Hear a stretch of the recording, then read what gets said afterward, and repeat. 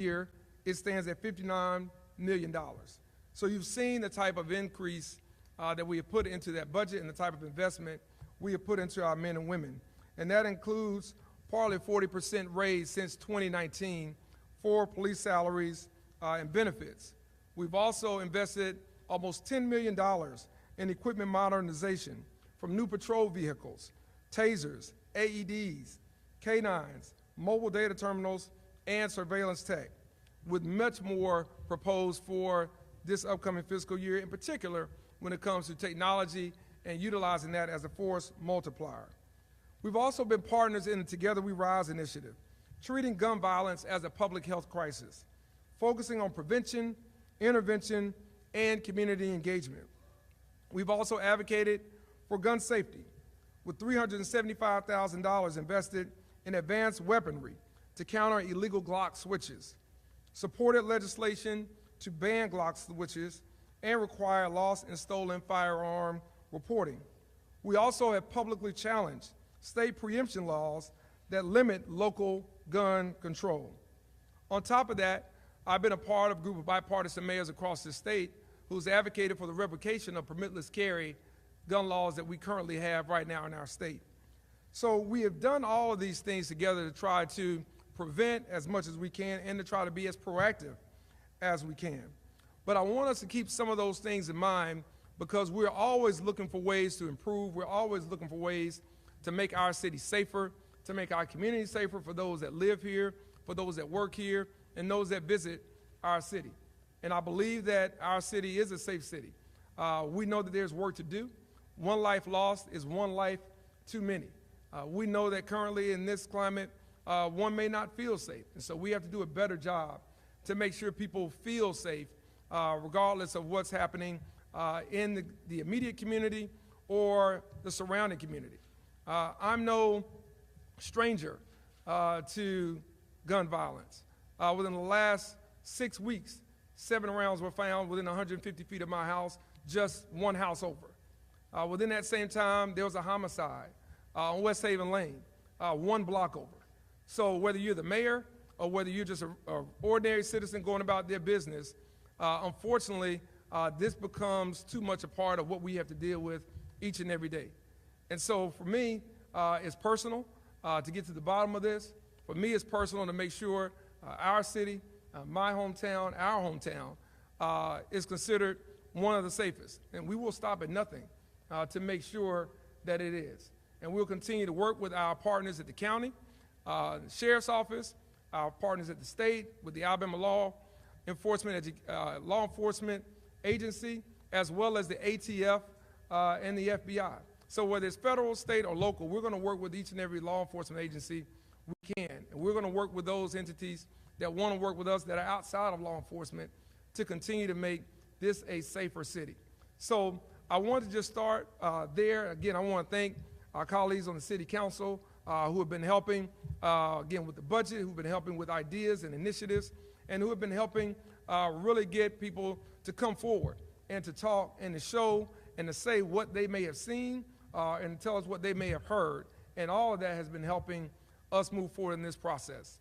So with that, I'll pause and I'll turn it over to Chief Grayboys to update you on some other factual information. And at that time, we'll take any questions from the press for anyone that may have it. Chief?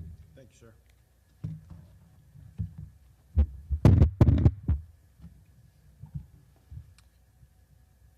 Good afternoon, and thank you for being here today.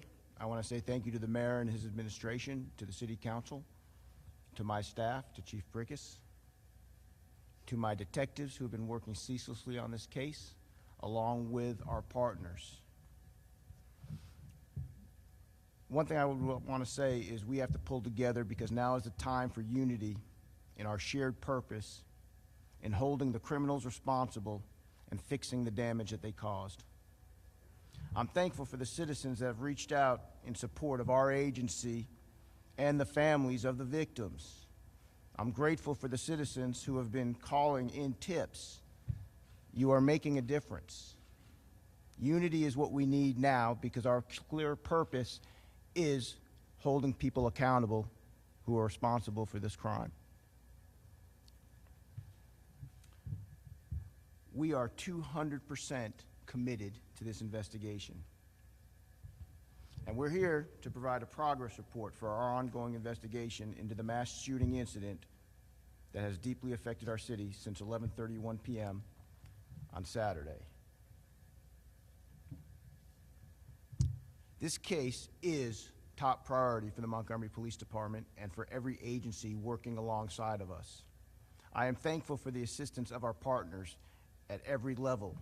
Standing with us is the Montgomery County Sheriff's Office, the Montgomery District Attorney's Office, the Alabama Attorney General's Office, the U.S. Attorney's Office, the Bureau of Alcohol, Tobacco, and Firearms, the Federal Bureau of Investigation, the U.S. Marshals Service, the Alabama Law Enforcement Agency, Alabama Fusion Center, and Central Alabama Crime Stoppers. I also would like to make a note for the Montgomery Fire and Rescue, who went into the scene with us Saturday night to assist those who were injured and those who were hurt. They did that selflessly, and they did it on behalf of others. I mention all these names again and in list because that is all the resources that we are bringing to bear on this. There are a lot of them, and they are bearing fruit. Their continued collaboration and assistance demonstrates the strength of our shared goal of protecting the citizens of Montgomery and holding violent offenders accountable swiftly and safely. Our partnerships demonstrate that when we work together, we are stronger, more effective, and better equipped to deliver the results our community expects and deserves, and I have no doubt that together we will bring the suspects in this case to justice. Our detectives, alongside our partners, have been working nonstop. We have been organizing and using every resource at our disposal. We have strong leads. We have developed persons of interest, and I am 100% certain that by the conclusion of this case, we will be ending it with arrests and prosecutions. I'm very specific in my wording there. This investigation, though, is a methodical process. Our investigators, our analysis, the examination of all of the evidence involved, we have to be careful and we have to be right. Now, I know from all of the evidence and all of the factors that I've seen that we are every hour, 1 hour closer to holding the perpetrators accountable. We remain committed to seeing this investigation through with accuracy and integrity because the families of our victims and our community deserve nothing less. At this time, presently, the 5 individuals with life-threatening injuries are still under the same classification of having those life-threatening injuries. The 7 individuals with non-life-threatening injuries are still under that same classification as well.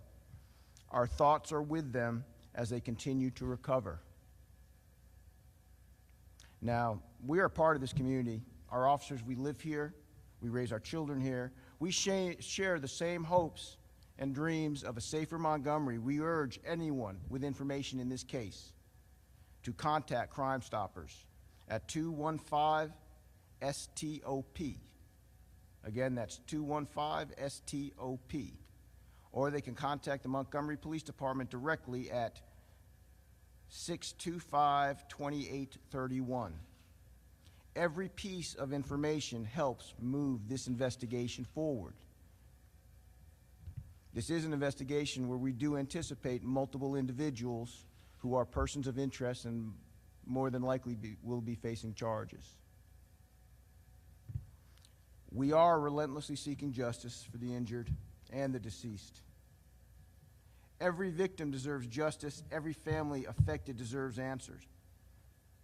And I'll say this now to the criminals involved in this, all of us are coming for you.